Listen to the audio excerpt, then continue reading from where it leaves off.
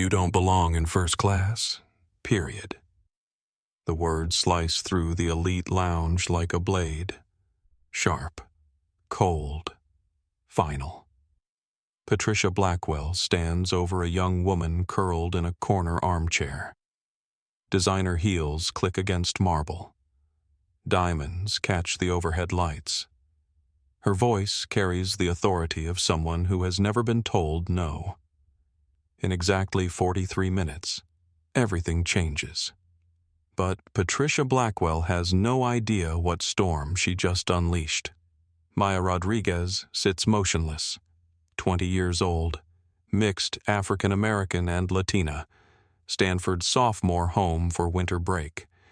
She wears an oversized gray hoodie, faded jeans with holes in the knees, beat-up white Converse sneakers that have walked across 3 different campuses.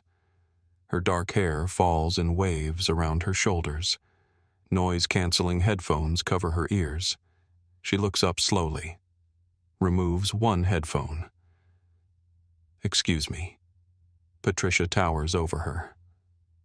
52 years old, Greenwich socialite, $8,000 Hermes outfit, cream blazer with gold buttons, matching skirt that cost more than most people's rent. Diamond tennis bracelet catches the light. Platinum wedding ring with a rock the size of a grape. Her blonde hair sits in a perfect chignon, not one strand out of place. This is the VIP section. Patricia gestures around the lounge with a manicured finger. "You're in the wrong area." Maya blinks, looks around. The JFK Terminal 4 Elite Lounge stretches before them. 47 empty leather armchairs, floor-to-ceiling windows overlooking the tarmac. A full bar where a bartender polishes glasses. Hot food stations with fresh sushi. Pastry display cases from French patisseries. There are plenty of seats available. Not here. Patricia's voice sharpens. Staff areas are downstairs with the other help. The words hang in the air. Other passengers look up from their laptops. A businessman in a navy suit raises his eyebrows. An elderly woman in pearls turns her head. Even the bartender stops polishing. Maya feels heat rise in her cheeks. Not from shame. From anger that starts in her stomach and spreads outward. She has heard this tone before, seen this look before, the assumption that her presence is somehow wrong. "I'm a passenger, just like you." Patricia laughs, sharp and cruel.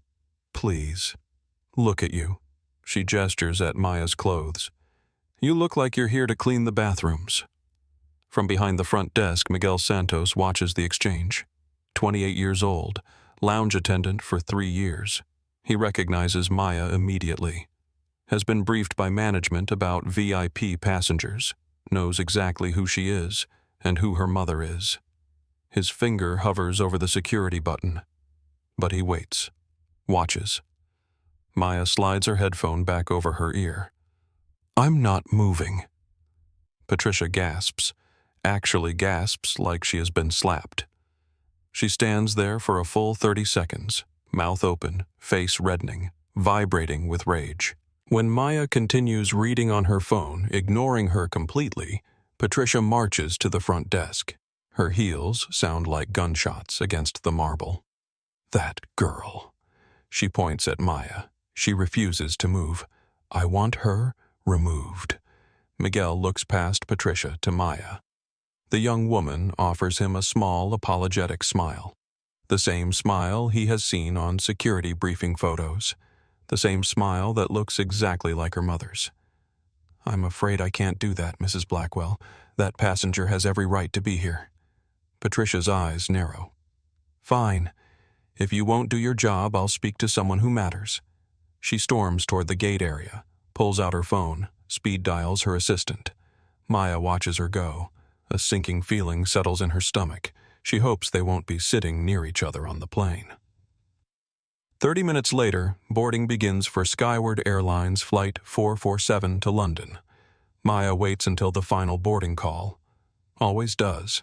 Hates the crowds and pushing. She approaches the gate with her boarding pass ready. Isabella Martinez, the gate agent, smiles when she sees her. "Welcome aboard, Miss Rodriguez. We've prepared the cabin for you." Isabella is 25, 5 years with Skyward Airlines, has worked this route dozens of times, recognizes frequent flyers and VIP passengers, knows to be discreet about special guests. "Please, no special treatment." Maya's voice is soft. "I just want to get home." "Understood." Maya walks down the jet bridge, takes a deep breath at the aircraft door. The Boeing 777-300ER stretches before her. She turns left into the exclusive first-class cabin. Only 8 suites, each one a private cocoon of luxury. She finds her seat. 1A. The prime location. Maximum privacy. Floor-to-ceiling partition. Lie-flat bed. Personal entertainment screen. She places her small carry-on in the overhead bin. Settles into the leather seat. As she buckles her seatbelt, her heart drops. Sitting directly across the aisle in 1B is Patricia Blackwell. Patricia is already sipping champagne. Dom Perignon 2012, $400 a bottle. The moment she sees Maya, she chokes on her drink. "You have got to be joking." Her voice carries across the cabin. A businessman in row 2 looks up from his newspaper. James Fletcher, 45 years old. Management consultant flying to London for client meetings. He adjusts his reading glasses and watches. Maya doesn't engage, puts in her earbuds, opens a book on her phone, tries to become invisible. Flight attendant. Patricia presses the call button repeatedly. Ding, ding, ding. Sarah Kim hurries over, 31 years old, led cabin crew, 10 years with Skyward Airlines, has dealt with difficult passengers before, but never quite like this. "How can I help you, Mrs. Blackwell? There has been a mistake." Patricia gestures wildly at Maya. "This girl is in 1A. That seat is reserved for diplomats and elite members." She obviously snuck in from economy. The cabin grows quiet. Other passengers turn to watch. Eleanor Wright, a 67-year-old retired teacher in 1C, looks disapproving. Not at Maya, at Patricia. "I can assure you everyone is seated correctly," Sarah says smoothly. "I want you to check her ticket now." Patricia's voice rises. "I will not sit next to someone who looks like she's about to rob me while I sleep." The words hit like a physical blow. The racial undertone is sharp, undeniable. Maya feels every eye in the cabin turn to her. Her hands shake slightly as she pulls out her boarding pass. Skyward Airlines Flight 447, Seat 1A, First Class. She holds it up without a word. Patricia squints at it. Probably forged. Or stolen credit card. "Mrs. Blackwell." Sarah's voice drops an octave. "Please lower your voice. You're disturbing other passengers." "I am the one being disturbed." Patricia hisses. "I paid $15,000 for this seat. I paid for exclusivity. I did not pay to sit next to the help." Maya turns her head slowly, looks Patricia dead in the eyes. Her mother's voice echoes in her memory.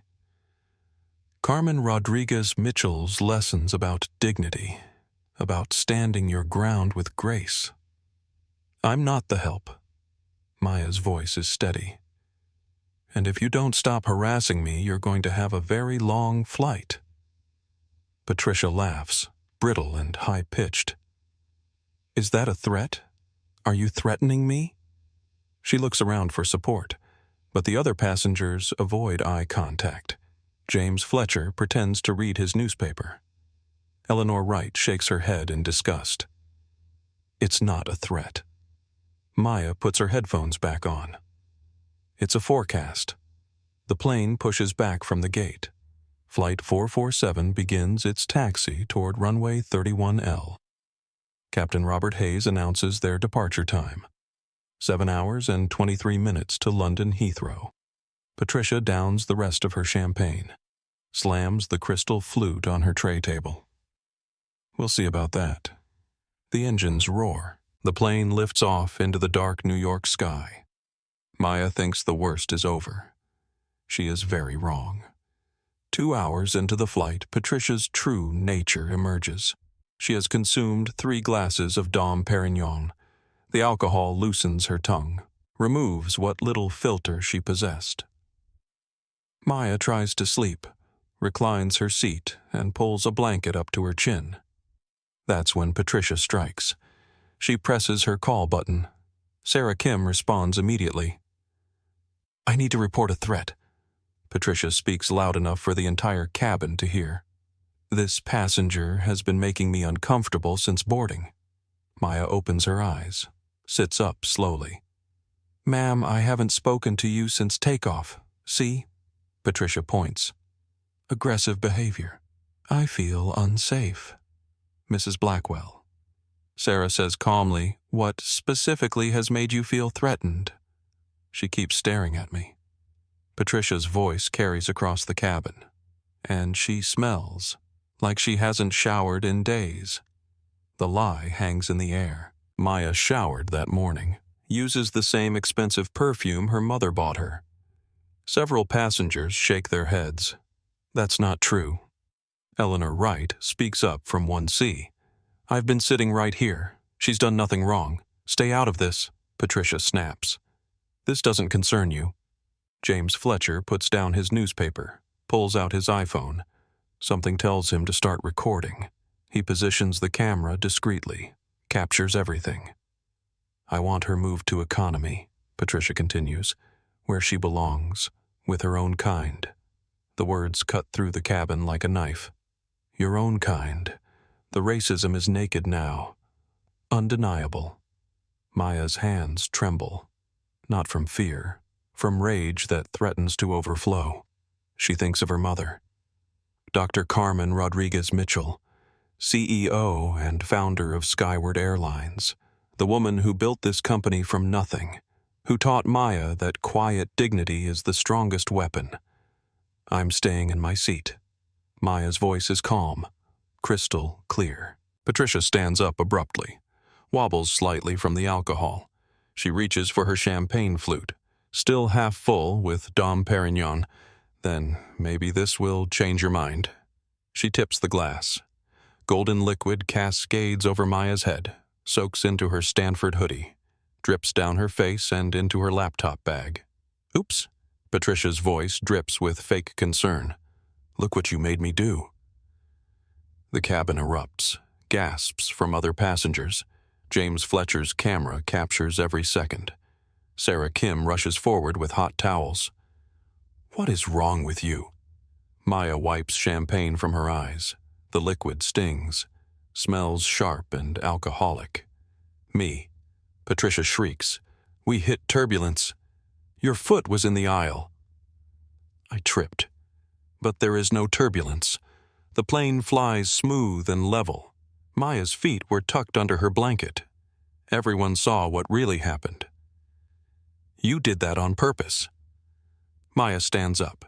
Champagne drips from her clothes. "Don't be ridiculous." Patricia signals for Sarah. "Clean up in aisle 1. This girl is a mess."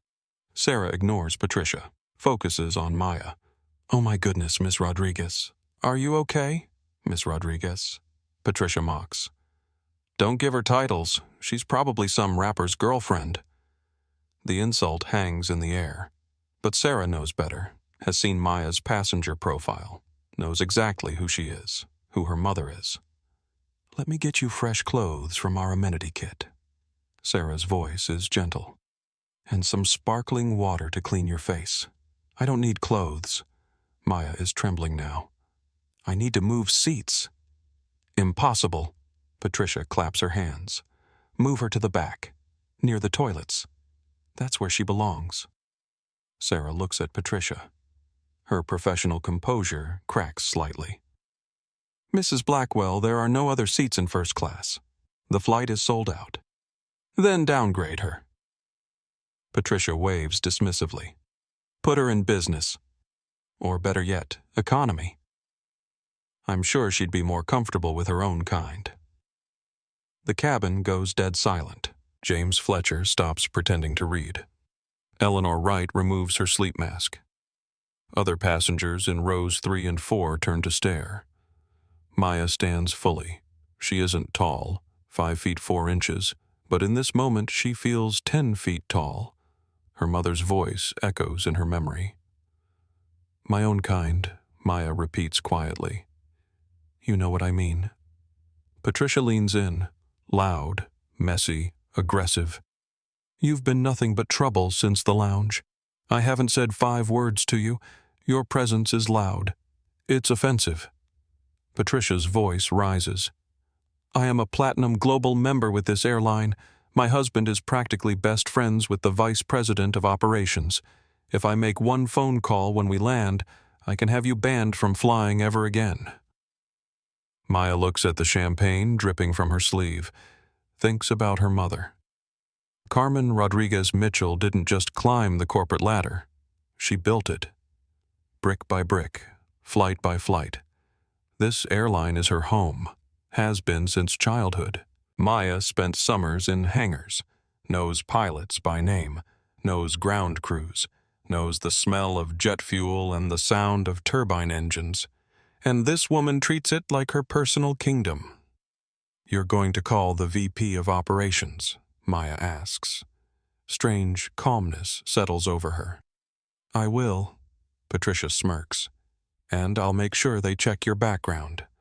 I bet you have a record." Maya reaches for her phone, sticky from champagne but still working. She unlocks it, scrolls to her contacts.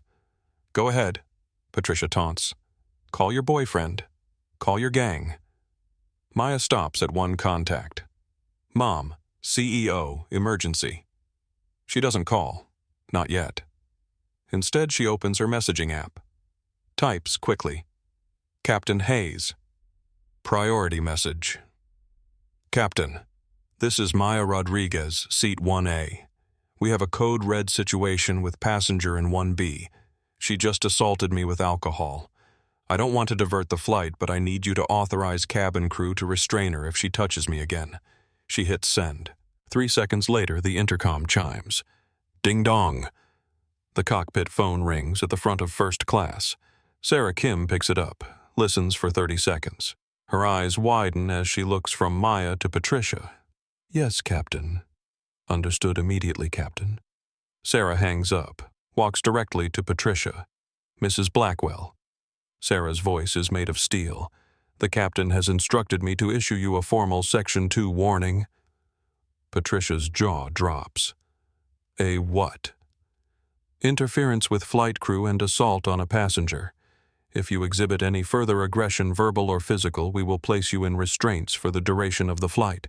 The authorities will be waiting in London." Patricia turns purple. "Restraints? Me? Do you know who I am? I am Patricia Blackwell. My husband is Richard Blackwell of Blackwell Industries. I don't care if your husband owns the airline." Sarah's voice cuts like ice. "Sit down, now." Patricia looks around the cabin, searching for support. Finds none. James Fletcher continues recording. Eleanor Wright nods approvingly. Even the business passengers in rows 3 and 4 watch with satisfaction. "This is unbelievable." Patricia sinks into her seat. "I am going to sue this airline into the ground. And you," she points a shaking finger at Maya, "you are finished. Finished." Maya sits back down, wipes champagne from her face with the hot towel Sarah provided. "We have 5 hours left, Patricia." Maya's voice is calm. "I suggest you watch a movie." Patricia seethes, grabs her blanket and whips it open aggressively. As she does, her elbow knocks over the glass of water Sarah just placed on Maya's console.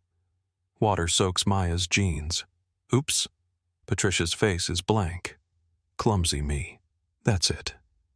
Maya unbuckles her seatbelt, doesn't yell, doesn't scream, simply stands up and walks to the front galley where Sarah is preparing meal service. "I need to use the satellite phone." Maya's voice is steady. "I need to call my mother." Sarah hesitates. "Miss Rodriguez's satellite calls are expensive over the Atlantic." Put it on my tab, Maya says. Or, better yet, put it on the company card, since I technically own the phone. Sarah blinks. She knows Maya is a VIP, but not the extent. Who is your mother? Maya looks back at Patricia. The woman watches them with hawk-like intensity. Dr. Carmen Rodriguez-Mitchell, Maya says quietly. CEO of Skyward Airlines. Sarah gasps. Color drains from her face. Connect me now. 4,000 miles away in Singapore, the atmosphere in the Mandarin Oriental Hotel conference room is tense. Dr. Carmen Rodriguez-Mitchell sits at the head of a mahogany table, 58 years old, elegant and terrifyingly sharp. Navy Armani power suit that costs more than Patricia Blackwell's entire wardrobe. This is the quarterly Asian expansion meeting. Seated around her are 12 executives from Skyward's international division. The discussion focuses on new routes to Tokyo and Seoul. Carmen built Skyward from a single cargo plane in 1998. Now it's worth $8.2 billion. Employs 47,000 people across 6 continents.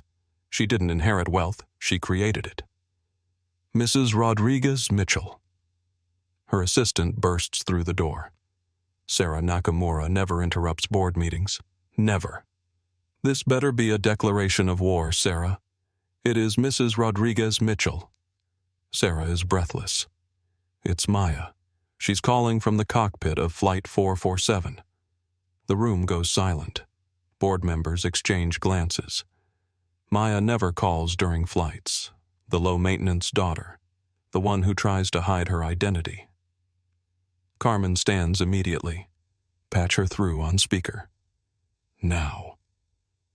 But Carmen Marcus Chen from operations starts to object. Be quiet, Marcus. Sarah presses buttons on the conference phone. Static fills the room. Then Maya's voice, small and shaky through the satellite connection. Mom. Carmen's face softens instantly, though her eyes remain hard as diamonds. I'm here, sweetheart. You're on speaker with the board. Is everything okay? Is the plane safe? The plane is fine. Maya's voice cracks. But I'm not. Mom, I'm in first class. There's a passenger. Seat 1B. Patricia Blackwell. Around the table, executives lean forward. An assault on the CEO's daughter. On their own aircraft. She's been harassing me since the lounge. Called me a thug. Tried to get me kicked off. And just now she poured champagne on me while I was sleeping. Then knocked water on my lap. I'm soaked, Mom. I'm shaking. A collective intake of breath around the table. Carmen's face hardens into marble. I tried to ignore her. Maya continues. But she said she's going to call the VP of operations to have me banned. She said her husband is best friends with him. Carmen slowly turns, looks directly at Marcus Chen, VP of operations. He looks like he wants to dissolve into his chair. Sweat beads on his forehead. Marcus. Carmen's voice is dangerously quiet. Do you know this woman I know, Richard Blackwell? Marcus stammers. We play golf occasionally. His wife is difficult, known to be entitled. But I had no idea she would. She's using your name to terrorize my daughter. Fix it. I'll call the captain immediately. Marcus reaches for his phone with trembling hands. Number. Carmen's voice stops him cold. I will handle the captain. You are going to call Richard Blackwell. Tell him if his wife breathes in Maya's direction for the rest of this flight, I will not only ban her from Skyward Airlines, I will personally fund a lawsuit that bankrupts his company. Do I make myself clear, Crystal? Marcus squeaks. Carmen turns back to the speaker. Maya, are you safe right now? I'm in the galley with Sarah. The captain has been amazing, but Patricia is still screaming that she's going to ruin me. Let me speak to Captain Hayes. Shuffling sounds, then a deep male voice. Captain Hayes here, Mrs. Rodriguez-Mitchell. Captain, I want that woman neutralized. I don't care if she's the Queen of England. If she acts up again, restrain her. Is there a federal air marshal on board? Yes, ma'am. Detective Morales is in 3C. He's been monitoring the situation. Good. Activate him if necessary. And, Captain, I'll be meeting the plane at Heathrow personally. Have the police ready. Understood, Mrs. Rodriguez-Mitchell. Carmen cuts the connection, looks around the boardroom. The Asian expansion meeting is forgotten. Meeting adjourned. She grabs her coat. I have a plane to meet. Back on flight 447, the atmosphere is toxic. Maya returns to her seat. Changed into airline-issued pajama pants because her jeans were soaked. She looks small in the oversized clothes, but holds her head high. Patricia looks up from her phone, typing furiously. Oh, look who's back. Done crying to Mommy. Did you ask her to send money so you can buy some manners? Maya puts her headphones on, turns volume to maximum. Patricia kicks the partition between their seats. Thud. Don't ignore me, you little brat. I just texted my husband. He's calling Marcus Chen right now. You're going to be in handcuffs when we land. Maya lifts one ear cup. You're right about the handcuffs, Patricia, but they won't be for me. Patricia laughs, stands up, looms over the partition. You think you're tough. You're garbage. I bet you stole that ticket. I bet you don't even have a job. Mrs. Blackwell. The voice booms from the front of the cabin. Not Sarah this time. Captain Hayes himself. He has left the cockpit, rare and serious. Behind him stands a man in a plain gray hoodie, Detective Luis Morales, Federal Air Marshal, 38 years old, former Marine, zero tolerance for aircraft disturbances. Patricia freezes, sees the captain's 4 stripes, smiles thinking her rescue has arrived. Finally, she points at Maya. Captain, thank God. This girl has been threatening me. She claims she knows the CEO. Move her to cargo. Captain Hayes steps into first class, 6 feet 2 inches of ex-Navy authority. He stops 2 feet from Patricia. Sit down, Mrs. Blackwell. His voice is low and hard. Excuse me. Patricia blinks. You have been issued a Section 2 warning. You ignored it. You assaulted a passenger with liquids. You created a disturbance threatening flight safety. Now you're disobeying a direct order from the captain. Sit down. Patricia's face twists into rage. I will not. My husband is on the phone with Marcus Chen right now. He's going to fire you. The captain's expression doesn't change. Mr. Chen is currently trying to save his own job. He has been briefed by the CEO, and he confirmed you have no authority here. The CEO. Patricia looks confused. What does the CEO care about? This. Captain Hayes gestures toward Maya. Mrs. Blackwell, the passenger you poured champagne on, is Maya Rodriguez, Dr. Carmen Rodriguez-Mitchell's daughter. Silence crushes the cabin. Patricia stares at Maya, the cheap hoodie, messy hair, scuffed sneakers.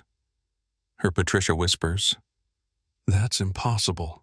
She looks like nobody. She is the heir to this airline, and you just assaulted her. For a second, Patricia might faint. Then her narcissism kicks in. Brain rejects reality. You're lying. Patricia screams. Spit flies from her mouth. She's a fraud. You're all in on it. I'm not letting you humiliate me. She lunges. It happens fast. Patricia reaches over the partition, long acrylic nails aimed at Maya's face. You little liar. Maya flinches back, raises hands to protect herself. Hey, Detective Morales moves faster than anyone expects.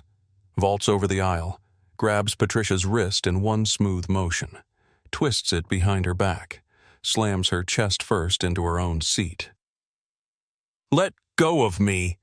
Assault. Assault! Patricia screams, kicks wildly. One Chanel heel flies off and hits the ceiling. Federal Air Marshal Morales shouts, Stop fighting or you will be tased! Get off me! Patricia bites his arm. That's it! Morales grunts. Captain restraints. Sarah runs forward with heavy-duty plastic zip ties. Maya watches in shock as the woman who tormented her for 3 hours gets wrestled into submission. Patricia is strong, fueled by adrenaline and entitlement, but Morales is a professional. Pulls her arms behind her back, cinches the restraints tight. Zip! You can't do this, Patricia wails, face pressed against the leather seat she paid $15,000 for. I'm rich. I'm a citizen. You're a federal prisoner now, Captain Hayes says coldly. They don't stop there. Patricia keeps kicking. Second set of restraints on her ankles, seatbelt buckled tight. She's trussed up like a turkey in 1B. Ladies and gentlemen, Captain Hayes adjusts his uniform, addresses the cabin. I apologize for the disruption. We land in London in 90 minutes. Authorities have been notified. He turns to Maya. Expression softens. Miss Rodriguez, are you hurt? Maya shakes her head, trembling from adrenaline crash. I'm okay. Thank you, Captain. We can move you to crew rest if you want privacy. Maya looks at Patricia, sobbing into the leather, muttering about lawsuits and how she'll have them all killed. No. Maya's voice grows stronger. I'll stay here. I want to see her face when my mother walks onto this plane. Captain nods, returns to cockpit. Morales sits in the jump seat facing Patricia, watches every move. For the next 90 minutes, first class fills with Patricia's sounds. Crying, bargaining, occasional screamed threats muffled by leather. Maya puts her noise-canceling headphones back on, selects a playlist, closes her eyes, but doesn't sleep. She thinks about landing, about hard karma Patricia ordered for herself, about her mother currently flying from Singapore to London with a look that could melt steel beams. The descent into Heathrow is turbulent. The Boeing 777 cuts through thick gray clouds. Every bump digs plastic zip ties deeper into Patricia's wrists. Her ankles chafe against restraints. Her hair, usually a sprayed helmet of blonde perfection, hangs in damp strings. She has spent 90 minutes cycling through grief stages. Denial, anger, bargaining, back to anger. My hands are numb. She screams for the 10th time. I have nerve damage. I'm suing this marshal for police brutality. Detective Morales doesn't look up from his Kindle. You bit a federal officer. Be glad you don't have a spit hood. Maya sits across the aisle, watches ground rush up through her window. The Thames is a gray ribbon below. She feels relief and dread mixed together. Her mother is coming. Dr. Carmen Rodriguez-Mitchell doesn't just pick people up from airports. She arrives like a weather event. Thump. Wheels hit tarmac.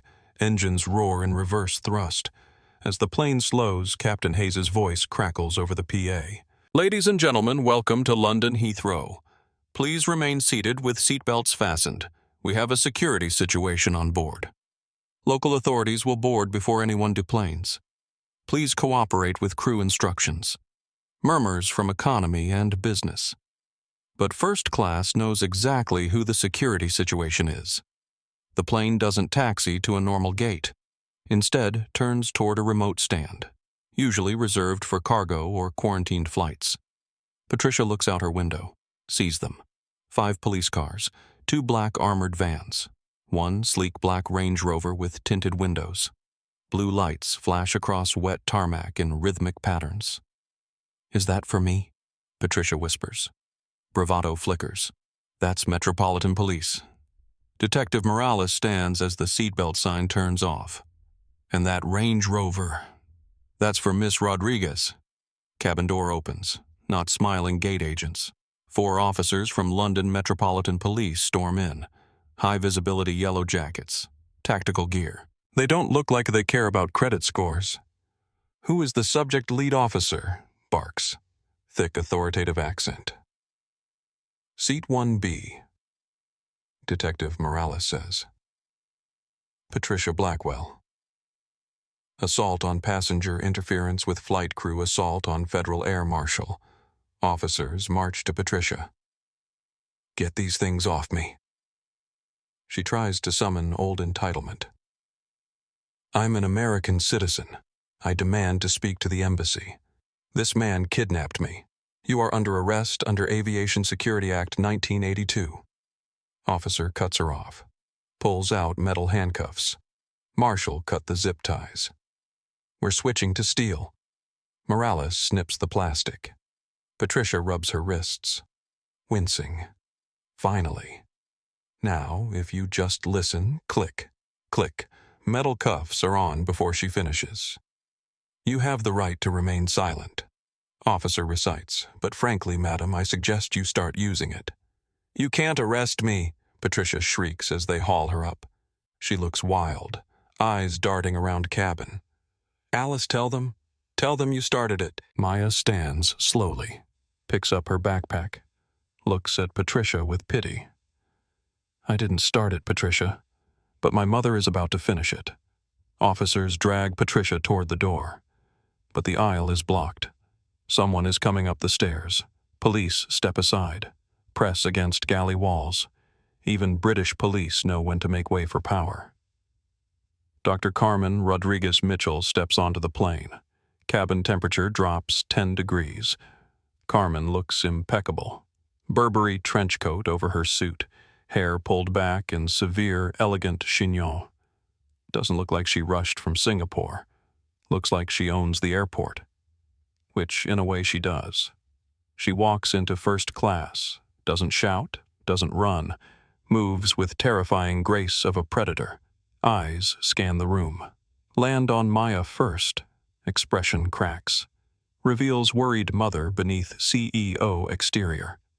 Maya.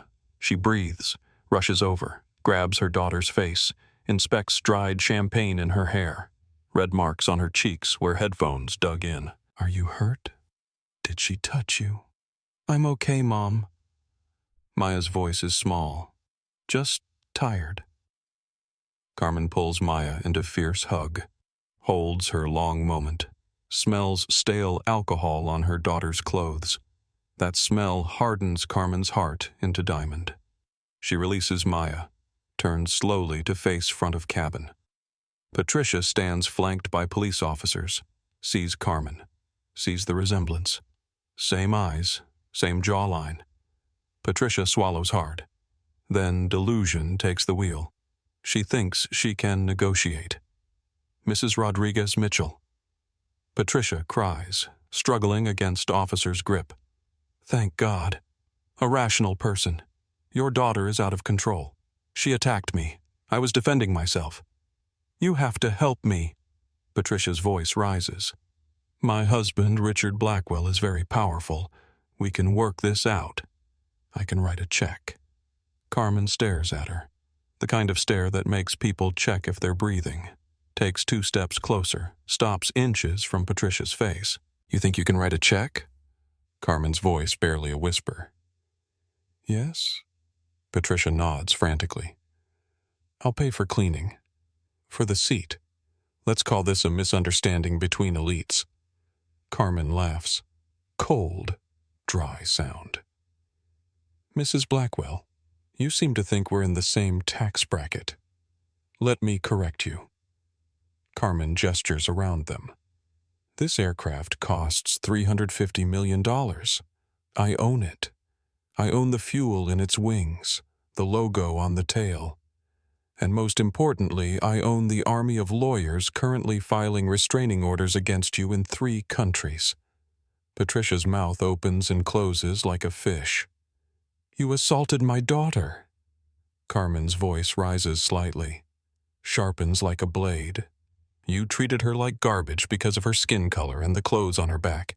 You thought she was weak because she was quiet. You made the mistake of thinking your husband's money made you a god. I didn't know who she was, Patricia stammers. That is exactly the point, Carmen snaps, silences her. You shouldn't have to know who she is to treat her with basic human dignity. The fact that you only respect people you fear is why you are pathetic. Carmen pulls out her phone, turns the screen toward Patricia. This is a news alert from Financial Times. Went live 5 minutes ago. Headline: Blackwell Holdings CEO's wife arrested for mid-air assault on Skyward Airlines. Patricia gasps. No. Yes, Carmen says. And here's the live stock ticker for your husband's company. Down 18% and dropping.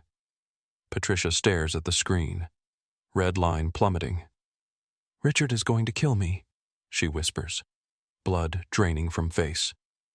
Richard won't have time, Carmen says, because by the time he lands in London to bail you out, he'll be dealing with Skyward canceling our cargo contract with his firm. That's $40 million annual loss. Because of you. Patricia's knees give out. Slumps against police officer who holds her up by armpits. Reality finally hits. Not just a fine. Not just jail. She nuked her entire life. Get her off my plane. Carmen dismisses Patricia like lint. Wait. Please. I'm sorry. Patricia sobs. Snot running down face. Maya, please tell her to stop. Maya steps from behind her mother. Looks at Patricia. Really looks. You asked for oxygen, Patricia. Maya says quietly. You said I was stealing your oxygen. Well, enjoy the air in the holding cell. I hear it's very exclusive. Take her. Lead officer commands. They drag Patricia out of cabin. Her wails echo down jet bridge. Fade into cold London night. Carmen turns to crew. Looks at Captain Hayes and Sarah. Captain, you handled this perfectly. Commendation in your file and bonus in your next check. Thank you, ma'am. And Sarah Carmen addresses the flight attendant. You protected my daughter when I couldn't. I won't forget that. Expect promotion to training supervisor next week. Sarah tears up. Thank you, Mrs. Rodriguez-Mitchell.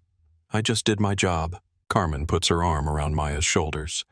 Come on, baby. Car is waiting. Let's get you real clothes and a hot meal. They walk out of the plane, downstairs, into waiting Range Rover. As door closes, shutting out airport noise, Maya finally exhales breath she held for 7 hours. She thinks it's over. But while Patricia sits in handcuffs, video of the incident filmed by James Fletcher has just hit the internet. The world is about to react. The internet doesn't sleep, and it doesn't forgive. While Maya finally sleeps in her mother's Knightsbridge penthouse, overlooking Hyde Park's quiet lights, the digital world burns. James Fletcher's video uploads to TikTok under username FrequentFlyer88. Within 6 hours, it migrates to X, Instagram, and morning news cycles. 45 million views and climbing. Title entitled Karen Attacks CEO's Daughter. Instant regret. The footage is damning. Crystal clear audio of Patricia calling Maya filth. Deliberate champagne pouring. Physical lunge over partition. Bone-crunching takedown by Detective Morales. But internet doesn't just watch, they investigate. By 8 a.m., hashtags Patricia Blackwell Skyward. Justice and Seat 1B trend worldwide. Internet sleuths dig up everything. Patricia's Hampton address, charity gala photos where she looks down at waiters. Most damaging her husband's business connections. Patricia is released on bail at 9 a.m. from Heathrow Police Station. Same stained Chanel suit. Hair a matted disaster. She expects limousine. Expects Richard with team of fixers. Instead finds single junior paralegal from husband's firm. Holding cheap umbrella. Where is Richard? Patricia snaps. Shielding eyes from paparazzi cameras swarming like sharks. Get me the phone. I need to call him. Mr. Blackwell is not available, madam. Paralegal guides her into modest black sedan. Not the Bentley she's used to. What do you mean not available? I am his wife. Paralegal hands her thick manila envelope. Mr. Blackwell asked me to give you this. He suggests you read it before checking news. Patricia rips envelope open as car speeds away. Inside isn't love letter or legal strategy. Press release for immediate distribution. Blackwell Holdings announces immediate resignation of Patricia Blackwell from all honorary board positions. Furthermore, Richard Blackwell has filed for divorce this morning in New York State, citing irreconcilable damage to reputation and moral turpitude clauses of their prenuptial agreement. Patricia gasps, paper shaking in hands. He can't do this. The prenup. I get $5 million for every year we were married. Moral turpitude clause voids financial settlement in event of public criminal conduct damaging Blackwell brand. Paralegal recites robotically. You get nothing, Mrs. Blackwell. He's already changed locks on Manhattan apartment.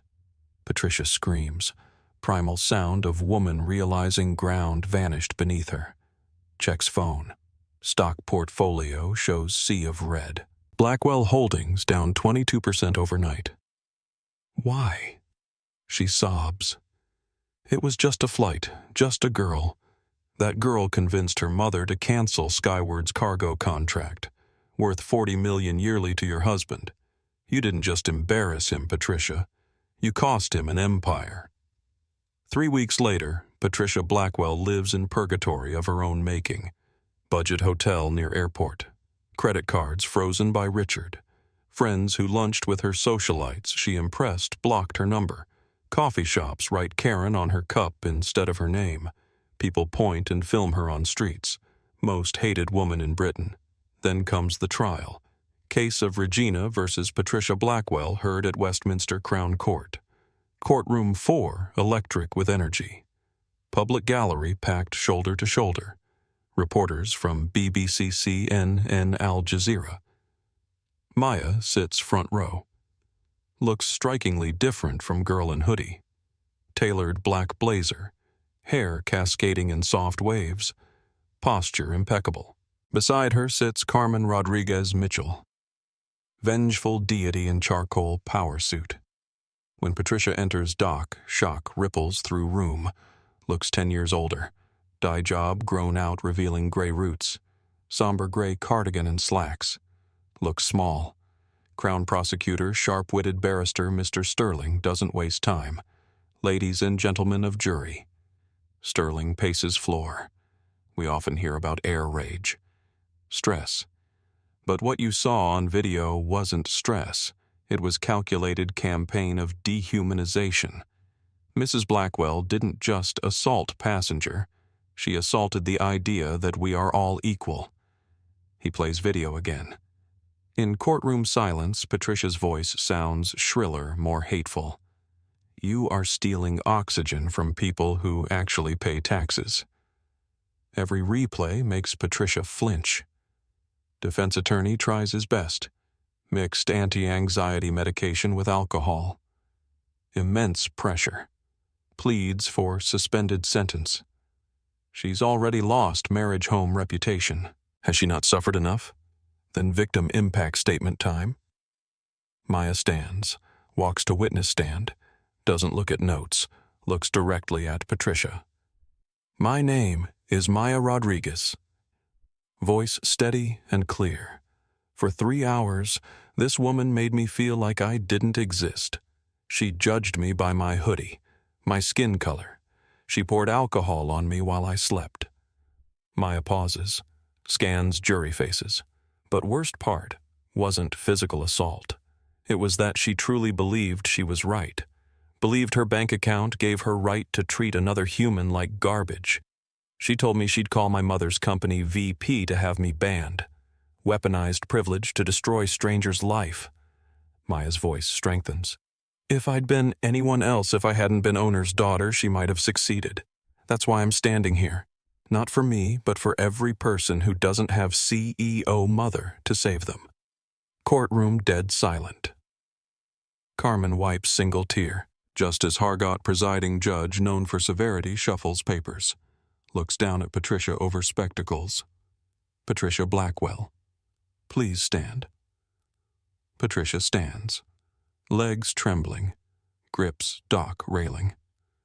You've pleaded guilty to common assault and endangering aircraft safety. Your counsel asks leniency. Speaks of your fall from grace. But I see no remorse, Mrs. Blackwell. Only self-pity. Judge leans forward. Air travel relies on social contract. We agree to behave civilly in confined space. You tore that contract to shreds. Bit federal air marshal. Terrorized young woman. Acted as if laws of decency didn't apply to you. Please, Patricia whispers, tears streaming. I'll do community service. Clean streets. Sentence of this court is imprisonment for 18 months. Patricia lets out strangled cry. Prison. No, I can't go to prison. Furthermore, Judge raises voice. Due to severity of threat to flight safety, I exercise power under Aviation Security Act. You are hereby placed on international no-fly list. Gallery gasps. This means Judge clarifies twisting knife. You are banned from boarding any commercial or private aircraft, entering, leaving, or operating within United Kingdom, United States, and European Union for 10 years. Patricia collapses onto bench. Travel ban is final nail for woman whose identity was jet-setting luxury vacations. This is a cage. She's trapped. Will never see Paris, Milan, or St. Bart's vacation home again. Grounded permanently. Take her down. Judge orders. 2 bailiffs move in. Don't handle her gently. Grab her arms. Maya Patricia screams as she's dragged toward secure stairwell. Maya, please call your mother. Call Richard. Someone help me. Maya doesn't look away. Watches until heavy door slams shut. Cuts off Patricia's wails. Outside courthouse air is crisp and cold. Paparazzi frenzied shouting questions. Carmen raises hand. Silence falls. Mrs. Rodriguez-Mitchell, are you satisfied with verdict? Times reporter shouts. Carmen steps to microphone. Justice was served today. But let this be a reminder. My airline connects the world. We bridge cultures and continents. If you bring hate onto my planes, you'll find exit door very far from where you want to be. She guides Maya into Range Rover. Door closes, shutting out flashbulbs. As car pulls into London traffic, Maya feels phone vibrate. Text message from Captain Hayes. Just saw news. 18 months and 10-year ban. Crew celebrating in break room. Thank you for standing your ground, Maya. You made skies friendlier today. Maya smiles. Types reply. Thanks, Captain, but you and Sarah were real heroes. P.S. Mom is giving Sarah that promotion right. Already done. She's new head of cabin crew training. Safe travels. Miss Rodriguez. Maya puts phone down. Looks at mother. Carmen reviews stock numbers on tablet. Skyward shares up since verdict. Market loves CEO who protects her own. You okay? Carmen asks. Not looking up but squeezing Maya's hand. Yeah. Maya looks at reflection in darkened window. Sees girl who used to hide in hoodies. That girl is gone. I'm better than okay. Good, Carmen says, because we have flight to New York tomorrow. I assume you want first class. Maya laughs. Actually, Mom put me in economy. I want to meet real people. Carmen smiles. Genuine, proud smile. That's my girl. 6 months later, the consequences cascaded beyond anyone's imagination. Patricia served 14 months in Holloway Prison, lost 28 pounds, gray hair grown out completely. No designer clothes, no manicured nails, just orange jumpsuit and hard lessons about equality. Richard Blackwell's divorce finalized. Remarried his secretary within 6 months. Patricia got nothing due to moral turpitude clause, lives in studio apartment in Queens, works part-time at clothing store, can't afford international travel anyway due to flight ban.